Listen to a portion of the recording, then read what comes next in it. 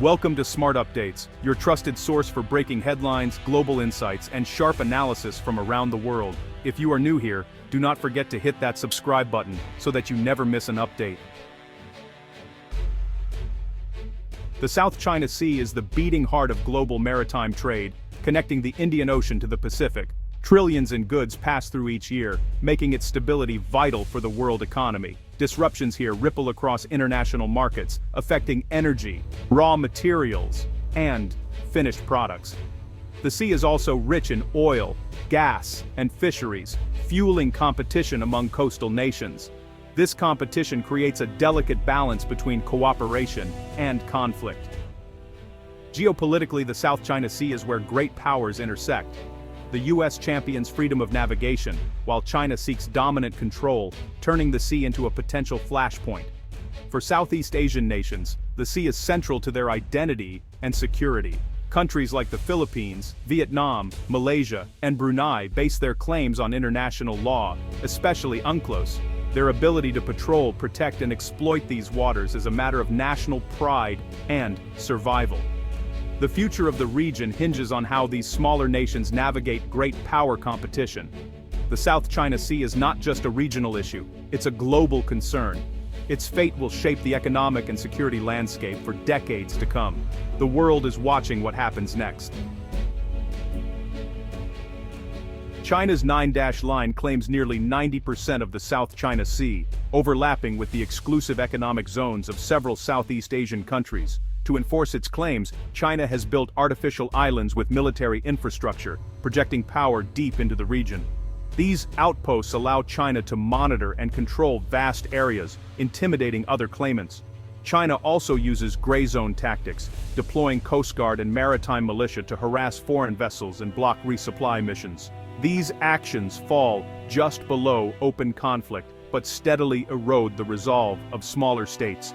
In 2016, the Philippines won a landmark legal victory at The Hague, invalidating China's 9-dash line. China rejected the ruling, refusing to abide by international law. This defiance sets a dangerous precedent, raising alarms across the region and the world. The South China Sea has become a test of whether global rules or raw power will prevail.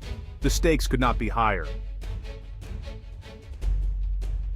The Philippines, an archipelago facing the South China Sea, relies on these waters for food and economic security. Filipino fishermen are routinely harassed by Chinese vessels, losing access to traditional fishing grounds. The Philippine Coast Guard faces daily confrontations, especially at flashpoints like Second Thomas Shoal. Chinese ships use aggressive tactics, including water cannons, to block resupply missions to Filipino Marines stationed there. This constant pressure creates dangerous situations and a sense of vulnerability. Despite the power imbalance, the Philippines has shown national resolve, pushing leaders to defend maritime rights. Manila is strengthening alliances, especially with the US, and seeking support from other nations. The goal: build a coalition for a rules-based order and increase diplomatic costs for China's aggression. Internationalizing the issue is key to resisting isolation. The Philippines is determined not to face this challenge alone. New partnerships are emerging, offering hope for a stronger regional response. The struggle is as much about dignity as it is about territory. The world is taking notice. East Timor, Southeast Asia's youngest democracy, has become a surprising new partner for the Philippines. Though not a claimant, East Timor's history of fighting for sovereignty creates a natural bond. Both nations are committed to international law and democratic values. East Timor's support adds moral and diplomatic weight, showing the dispute is about principles, not just territory. The partnership began with diplomatic talks and has grown to include agreements on maritime security and information sharing. For the Philippines, this alliance breaks isolation and builds momentum for a unified regional stance. East Timor's voice resonates, countering China's narrative and reframing the issue as a matter of law and justice. The partnership signals that even small nations can shape the regional conversation. Together, they are amplifying the call for a peaceful, rules-based Indo-Pacific. The Philippines and East Timor championed the 2016 arbitral ruling as the legal foundation for resolving South China Sea disputes. Their strategy: keep the ruling alive in global forums, UN, ASEAN, and beyond. They're building a coalition of like-minded states, engaging ASEAN members and partners like Australia, Japan, India, and the US.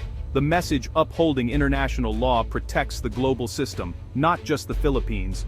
Practical cooperation includes sharing maritime intelligence and joint Coast Guard training. East Timor's participation, though symbolic, demonstrates solidarity and commitment to international law. They're also countering China's narrative through public diplomacy and media, highlighting the real impacts of Beijing's actions. By telling the stories of their people and the environment, they aim to win the battle of ideas. The goal: build international pressure for change. This partnership is about more than defense. It's about shaping the future of the region. The world is listening. The stakes are high. ASEAN's response to the South China Sea is cautious and divided. Consensus is hard. Some members quietly support the Philippines, while others, reliant on Chinese investment, hesitate to speak out. This division allows China to deal with claimants one-on-one, exploiting its power advantage.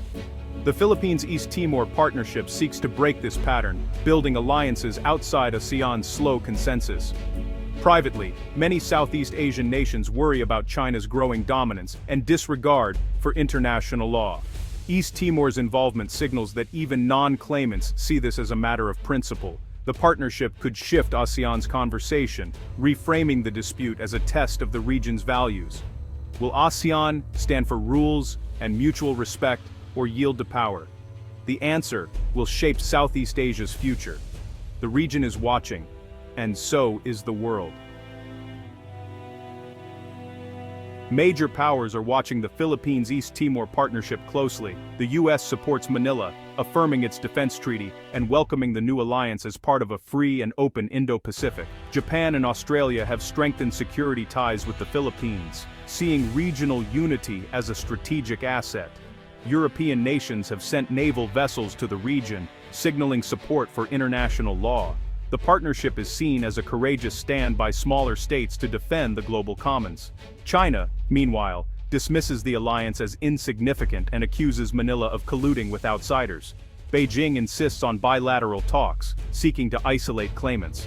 But new partnerships complicate this strategy, showing smaller nations can resist isolation. The world's response adds diplomatic weight to the Philippines and East Timor's cause. The contest is not just military, it's about legitimacy and global norms. The outcome will echo far beyond Asia. The biggest challenge for the Philippines-East Timor partnership is the vast power imbalance with China. Beijing can retaliate economically and militarily, so resilience and strong international support are essential. Maintaining unity and momentum is also tough. Domestic politics and slow diplomatic progress can sap enthusiasm. To succeed, the alliance must become a lasting feature of both countries' foreign policies. Yet, the partnership's strength lies in its moral and legal high ground. By framing their cause in international law, they can rally global opinion and isolate China diplomatically. This model shows small nations need not accept coercion. They can amplify their voices through cooperation. The goal isn't to defeat China militarily, but to build a principled, unified regional order. The partnership could inspire others, weaving a web of resilience across Southeast Asia. The opportunity is to make the region too strong and united to be dominated. The Philippines and East Timor's alliance marks a turning point for Southeast Asia. It's a move from quiet diplomacy to vocal, principled action. Unity, even between small nations, sends a powerful message. Sovereignty and international law are not negotiable. This model offers a third way, not choosing between superpowers but upholding rules that protect all. The partnership's impact depends on its durability and ability to inspire others. If it endures and gains support, it could pressure China and promote peaceful dispute management. The aim is not confrontation, but a stable maritime order where all can prosper. The seas connect us all. Their governance is a shared responsibility. The South China Sea is a test for the world. The Philippines and East Timor have taken the first step. Others may follow. The future depends on unity, courage, and a commitment to the rule of law.